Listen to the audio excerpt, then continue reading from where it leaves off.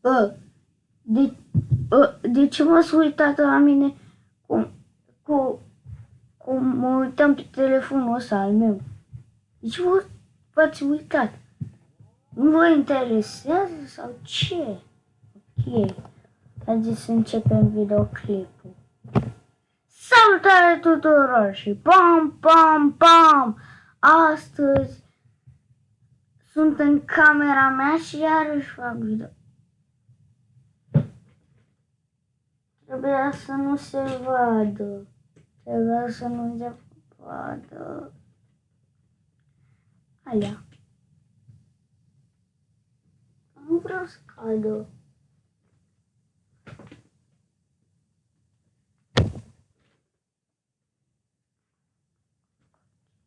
Ok, gata. Ok, o să ne uităm pe YouTube cum am uitat și eu pe telefonul acesta. Și asta eu. Părul cu băiatul cu care are căști. Și astăzi o să ne uităm la fel pe YouTube, da? Ați înțeles?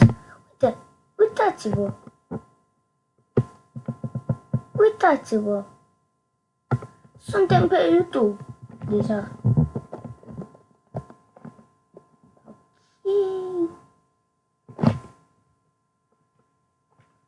Dacă mai bate cineva la ușă, nu o să mai fac nimica.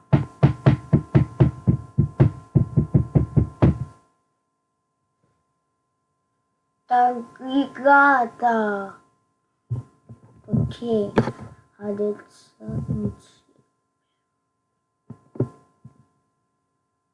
Haideți să ne uităm. Nu la Alan, la iSilent.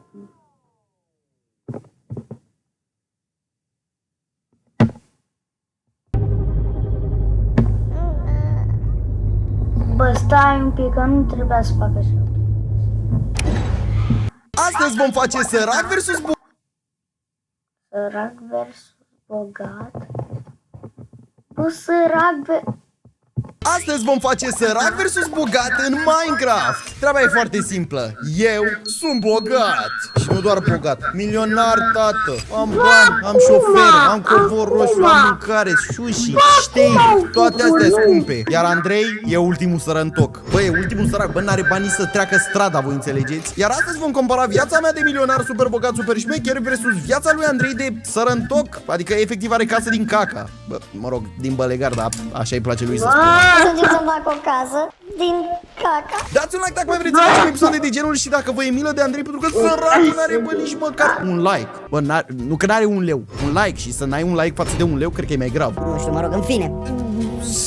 Să trecem la treabă. Ai, ce bine merg business-urile, Andrei. Ce ai pățit, mă? Băi, am atât de mulți Taci, mă, că mă bucur de banii ăștia. Băi, am atât de mulți bani, pur și simplu. Bani gheață, v-ați prins. Ce faci, mă, băi?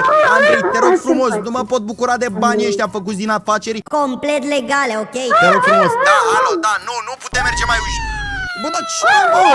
Adică ce am? Ce ai de faci ca toate animalele? Hai să încărpă în fund. Cum ești, bă, cârpă în fund? Da, să vadă capul meu și de steaua mea și de zilele mele și de viața mea. Am un ban! Bă, stai, mă, cum n-ai un ban? Păi, mamă. Bă, ok, Andrei, gata. Dacă te enervezi așa, nici nu te mai bag în seamă. Bă, îmi pare rău dacă nu muncești. Da, ce că n-ai bani? Da, cum spuneam, nu putem merge mai jos de 10.000. Sub 10.000 nu las. Aoleu, ce mai poate? Aoleu, ce mă fac?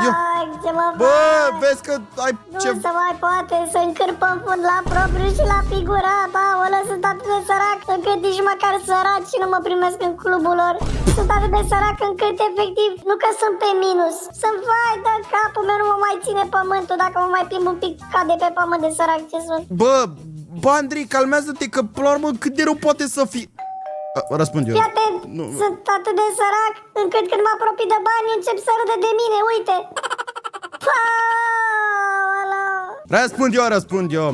Bună ziua! Salut! am un plic pentru Andrei 2010.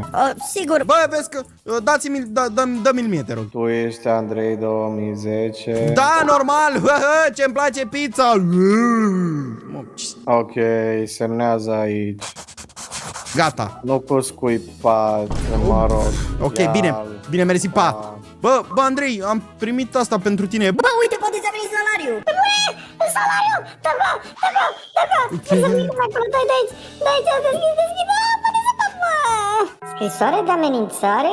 Ce, mă? Stimat Andrei 2010, vă informăm că aveți datorii în cuantum de... Ce? Nu, da să citesc acum. Nu, stai. Ce? Ce scrie? Scrisoare de amenințare. Stimate Andrei 2010, vă informăm că aveți datorii în cuantum de 5.624,42 ron, am specifică suma asta, la banca Minecraft. Vă rog să le plătiți de urgență, altfel vă omorâm. Mulțumim. Cum adică vă omorâm? Bă, ok, nu știu la ce bancă ai făcut, da, mă rog, în fine. Bă, dar ce ai făcut cu banii aia? Poveste lungă. Sunt bogat, bă! Adică, Mânca pizza. Da, clasic. Mai există vreo dovadă că s-a întâmplat asta? Da, acolo. Nici n-am văzut asta. Ia stai să vedem, mă, ia. No way, pe bune, Andrei. Ia, aici s-a petrecut Animalix, semnat Andrei 2011. Păi da, cum Andrei 2011? Am petrecut atât de animalic încât am uitat cu ochia, mă. Doamne, bă, incredibil și altceva, nu? Păi bă, da, sincer, nu mă miră că ești ultimul sărac. Eu o să revin la business-ul meu. Și la afacerile mele super... Șmechere. Și ce să zic, Cosmeris, ce? Ai și tu 20.000 până Bă, mâine. pleacă, bă, de aici, nu punem tu mâna pe banii mei, muncește dacă vrei să ai, da? Nici n-am cum să pun mâna pe banii de că se uită la mine și încep să râdă de mine. Aoleu, să vadă Așa, da. Hăhăiți-vă, da. 2 hours later. Bă, dar parcă deja mi-e milă de Andrei. Bă, Andrei, știi ceva? Răspund eu. Oh, mă. Da, ce s-a întâmplat? Wow. Bă, vezi că mai deschis. Tu ești Andrei 2010, nu? Nu, Uite, nu. poftimia asta, Dar ai nu- grijă de sufletul tău și de buzunarul tău, bă, succes. Ce? Bun Andrei 2010, bun Andrei 2010, te pup. Bă, ce, bă, du-te, bă, de aici, uite. Da, bine, bravo, mă, ai închis și ușile. Bă, Andrei, am primit 3 plicuri pe numele tău, achită datoria, săracule, dă bă banii și B-A-N-I-I. Nu știu, sunt pe numele tău. Sunt și mai sărac acum. Ce mă fac? Nu știu, descurcă-te, ce pot să zic. Nu se poate așa ceva. A few moments later. Doamne, spune ce-am greșit. Ia stai un pic, auzi? Da? Tu ai bani, nu? Da, se poate spune și așa, adică unii ar spune că-s bogat. Vino un pic. Ok. Pune-te la masă, pune-te aici, Gata. Dă-și tu ăsta mai la o parte așa. Bă, dar mi-a dat mamaie, nu pot să-l spargi așa. Da, la. Fii atent. Am cea mai tare idee posibilă. Uite, stai să mă auzi. Am cea mai tare idee posibilă. Poți să dai, te rog, $1000, te rog, $1000. Ce să fac, mă? Da, atâta, e puțin, hai, te rog, nu o să te dezamăgesc, îți promit, o să fac, Ok. o să-i fac. Andrei, Doamne, acum știi cum e, când ești prea bogat, nu prea ai timp, nu știu, $1000. Bine, mă, fii atent, îți dau $1000, doar dacă îmi promiți că mă faci mândru, îi investești în ceva, îi dublezi și o să devii un om de succes. Da, dar îmi promit că vei face asta? Da, chiar îți promit. În cazul ăsta, Andrei, batem palma, poftim aici, uite, fix. $1000. Mersi, nu o să te dezamăgesc. Bă, ce faci, mă? 2 hours later. Bă, mă dau... Sau de mă, bă, frate, pe mine mă dau bani afară din casă și... Eu uite-l, bă... Ce ai făcut? Andrei, ce e asta? Cum adică e piscină de pizza? Bă, cât a costat piscina asta de pizza? Pot să întreb și eu, te rog frumos? Am primit-o gratis. Doamne, credeam că și-a cheltuit banii. Am primit-o gratis la comanda mea de 1000 de alte chestii. Pe care mi-am cheltuit toți banii. Ei bine, te întreb ce mi-am comandat? Ei bine, pizza și un nasture. Pizza și un nasture? Nemernicule, știam eu că o să-ți cheltui toți bani. Nu, e clar. E clar. Casa lui Andrei 2010, cârpă în fund. Aici trăiești tu? Aici stai? Eu ți-am dat bani, frate, să-ți încep viața. Da, stau cu Amadeus. E mai năzbătic un pic, dar au stai că am uitat la porci. Așa. Bă, Silent, știi ce? Poate sunt eu sărac, dar nu regret nimic. Să-ți fie rușine, nici nu meriți să fii bogat, frate. Ți-am dat o șansă și ți-ai mâncat șansa, efectiv. Stai, te rog, mai dă-mi o șansă, te rog, nu mă lăsa aici, nu mă lăsa aici, te rog, mai dă-mi o șansă, te implor, te rog, uite, încă o șansă, te rog. Nu, Andrei, nu se mai poate încă o șansă, îmi pare rău. Te rog, stai, te rog, nu. Îmi pare rău, ți-ai epuizat șansele, pa. Te rog, Uite-l, frate, și pe ăsta. te rog, vin după tine până nu mai pot, te rog. Wow! Nu pot să cred așa ceva. Deci nu pot să cred așa ceva, nu pot să cred. Știți, nu pot să cred așa ceva. Deci nu pot să cred. Deci, Andrei 2010 i-a dat, iSilent i-a dat lui Andrei 2010 $1000 și lui Andrei 2010 iSilent i-a dat lui Andrei 2010 $1000 și după aia o cheltui banii și și-o luat pizza și nasturi. Și-a făcut și o casă urâtă cu caca.